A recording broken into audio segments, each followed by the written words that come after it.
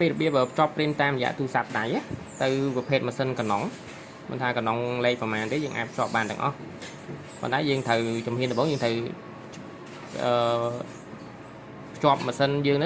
ទៅ Wi-Fi អ៊ីនធឺណិតនៅក្នុងទីតាំងយើងសិនម៉ាស៊ីន copy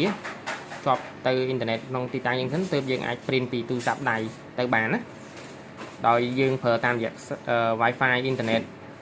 តែមួយគាត់ថាម៉ាស៊ីន copy ក៏ភ្ជាប់ទៅ Wi-Fi ហ្នឹងហើយទូរស័ព្ទក៏ភ្ជាប់ Wi-Fi នឹងដូចគ្នាបាទអញ្ចឹងមានដំបូងយើងចូលកន្លែងនេះមកសើចយកមើលនេះសិនណាដាក់ពាក្យថា Canon printer មក Canon printer អញ្ចឹងនៅពេលសើចយកមើលយើងមើលឈ្មោះថាពាក្យថា Canon print business នេះបាទហើយយកពាក្យ install អញ្ចឹងយើងទៅឡើងមក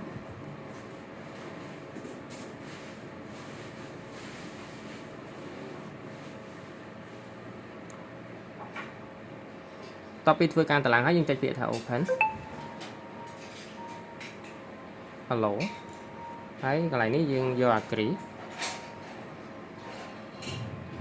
ទៀតមកបាទអញ្ចឹងនេះ add មួយណាយើង tick link កុំឲ្យវាសូរតាមថ្មីអូខេអ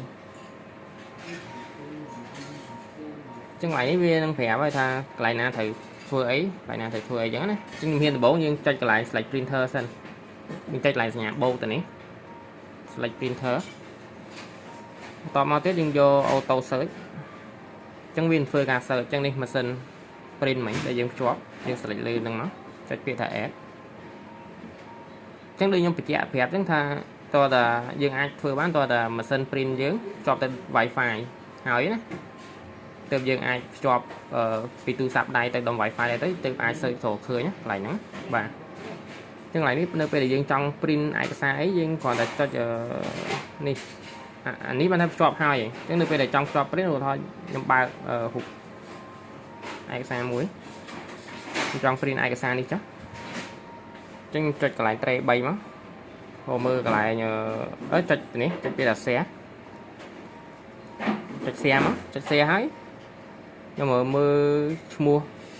កម្មវិធីដែលខ្ញុំតឡើងមិញហ្នឹងនេះ Canon print អញ្ចឹងវានឹង load ទៅ Canon print ហ្នឹង